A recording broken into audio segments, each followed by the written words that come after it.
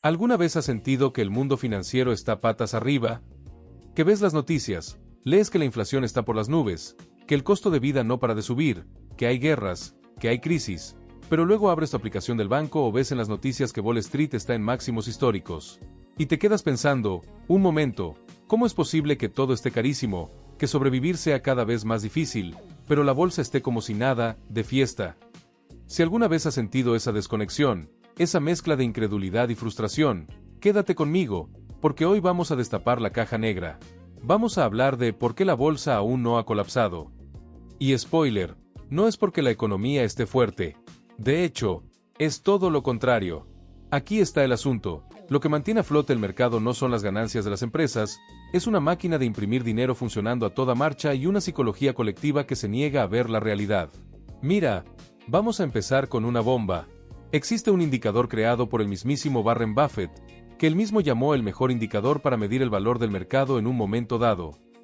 Básicamente, compara la capitalización total del mercado bursátil estadounidense con el Producto Interior Bruto del país. La lógica es simple. Si la bolsa crece mucho más que lo que produce la economía, es señal de que hay una burbuja.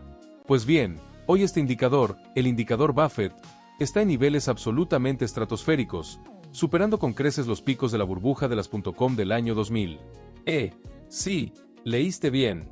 Estamos más caros, en términos relativos, que en aquella famosa fiesta de empresas que quebraban al día siguiente de salir a bolsa. Esto es lo que la mayoría de la gente no se da cuenta. La bolsa ya no refleja la economía real. Refleja la cantidad de dinero que los bancos centrales han inyectado en el sistema. Es como si tu sueldo fuera de $1,000, pero tú te compraras un coche de 100,000 porque tu amigo banquero te presta la diferencia y te dice no te preocupes, págame cuando puedas. Eso es lo que ha pasado con las empresas. Y aquí es donde se pone realmente interesante. Hablemos de números duros. Hablemos del PER, la relación precio-beneficio. Para que lo entiendas, el PER te dice cuántos años de ganancias actuales estás pagando por una acción. Un PER alto significa que estás pagando un sobreprecio enorme por las expectativas futuras. Hoy, el S&P 500, el índice de las 500 empresas más grandes de Estados Unidos, cotiza a un PER de más de 29 veces. Históricamente, la media ronda las 15 o 16 veces. Pero eso es la media. Cuando miras a los pesos pesados, las famosas 7 magníficas, las cifras son de otro planeta. Pensemos en Tesla. Según datos recientes de enero de 2026, el PER de Tesla ronda las 300 veces. Te pongo en contexto, un PER de 300 significa que si Tesla repartiera todas sus ganancias como dividendos, tardarías 300 años en recuperar tu inversión. Es una locura. Los analistas lo explican diciendo que el mercado no está pagando por los coches que vende hoy, sino por un futuro donde los robotaxis y la inteligencia artificial dominan el mundo. Pero aquí está la pregunta incómoda, ¿y si ese futuro tarda más en llegar? ¿O si llega de otra forma? Luego está Nvidia, la reina de la inteligencia artificial. Nvidia es un caso fascinante porque, a diferencia de Tesla, sí tiene ganancias enormes ahora mismo. Su negocio de chips es una impresionante máquina de hacer dinero. Su PER ronda las 46 veces. Sigue siendo caro comparado con la historia, pero mucho más razonable que Tesla. De hecho, ha bajado respecto a 2023 porque sus ganancias han crecido incluso más rápido que su precio. Pero ojo, porque su PER futuro estimado para 2027 baja a 19 veces, lo que indica que el mercado espera un crecimiento bestial. Pero, ¿y si la competencia en China o los límites de la tecnología frenan ese crecimiento? Ahí es donde el castigo bursátil sería inmediato. Ahora, quizá estés pensando, bueno, pero si la gente sigue comprando, por algo será. El mercado siempre sube a largo plazo. Y sí, en parte tienes razón. Pero hay un factor clave que lo explica casi todo, la gasolina infinita. Desde la crisis financiera de 2008, y de manera descomunal durante la pandemia, los bancos centrales, especialmente la Reserva Federal de Estados Unidos, se lanzaron a una impresión de dinero sin precedentes. Compraron bonos y activos por billones de dólares, inyectando liquidez directamente en el sistema financiero. Esto se llama expansión cuantitativa. Y ese dinero barato, ese dinero fácil, no fue a parar a la economía real de la gente común, no fue a parar a pequeños negocios en Latinoamérica que luchan por sobrevivir. Fue a parar a los activos financieros. Los grandes fondos de inversión, las instituciones, pueden pedir prestado dinero a tipos de interés cercanos a cero e invertirlo en bolsa, en empresas tecnológicas, en criptomonedas, y ganar una fortuna. Mira, La deuda barata es el combustible de esta máquina. Cuando pedir prestado cuesta prácticamente cero, el riesgo de invertir se reduce artificialmente. Los grandes jugadores apalancan sus posiciones, compran más y más acciones, y eso sube los precios. Es un círculo vicioso. Pero, ¿qué pasa cuando la gasolina se acaba? ¿O cuando el precio de la gasolina sube? Ahí es cuando el castillo de naipes tiembla. Esto es lo que la mayoría de la gente no entiende sobre la inflación. Solemos verla como el enemigo que sube el precio del pan o de la gasolina. Y lo es.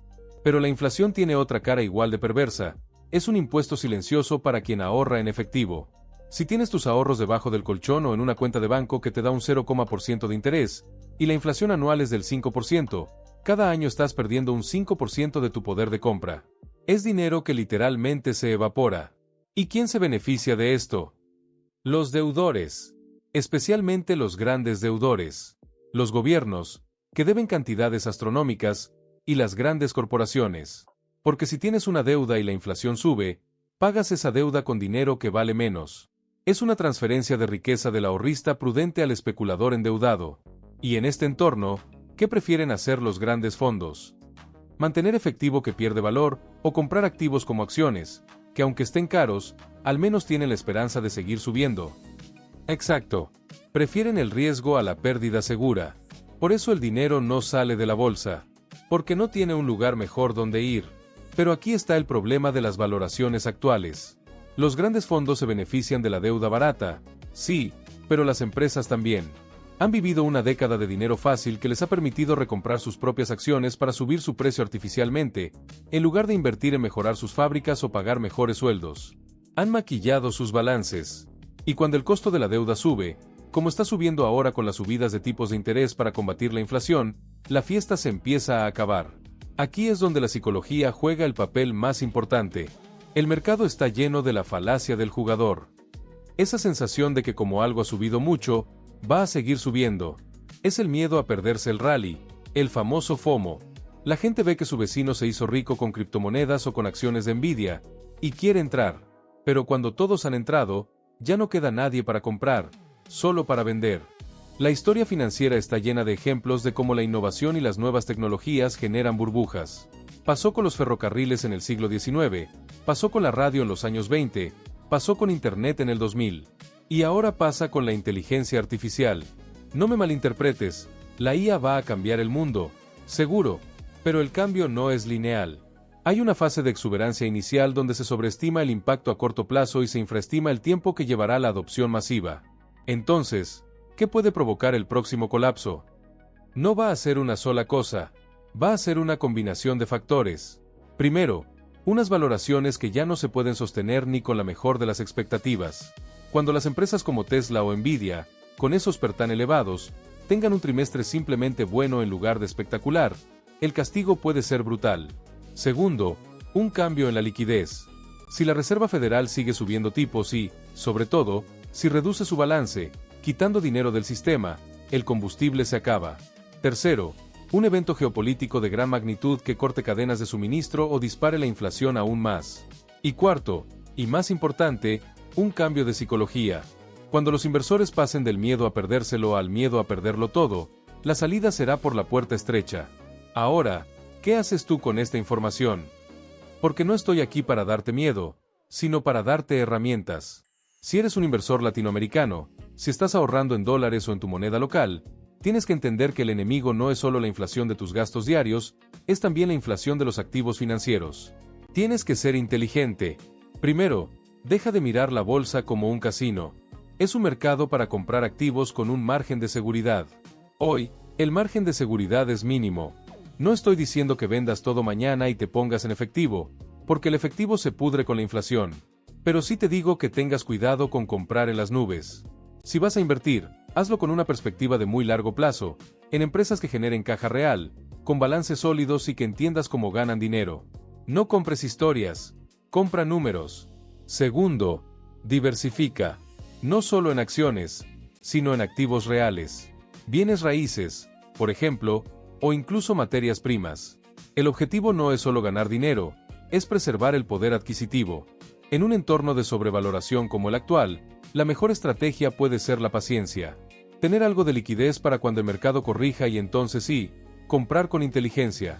Tercero, fórmate. La educación financiera no es un lujo, es una necesidad. Entiende que es un PER, que es el indicador Buffett, que es la expansión cuantitativa. Porque cuando entiendes las reglas del juego, dejas de ser un espectador y te conviertes en un jugador con ventaja. La bolsa no ha colapsado aún porque una combinación de deuda barata, psicología de rebaño y falta de alternativas la mantienen en un equilibrio inestable. Pero como todo en la vida, lo que sube demasiado, termina bajando. La pregunta no es si va a bajar, sino cuándo y, lo más importante, si tú estarás preparado para aprovecharlo o serás de los que entran en pánico y venden en el peor momento. No se trata de predecir el futuro, se trata de prepararse para él. Empieza hoy. Abre una hoja de cálculo, analiza tus finanzas, define tu estrategia. No dejes que la euforia de los demás decida tu futuro financiero, porque al final del día, tu tranquilidad y tu patrimonio no dependen de lo que haga Elon Musk o la Reserva Federal, sino de las decisiones que tú tomes con la información correcta. Si este video te ha hecho pensar de otra forma sobre tu dinero, por favor, dale like y suscríbete al canal. No te pierdas los videos que aparecen en pantalla. Nos vemos en el próximo video.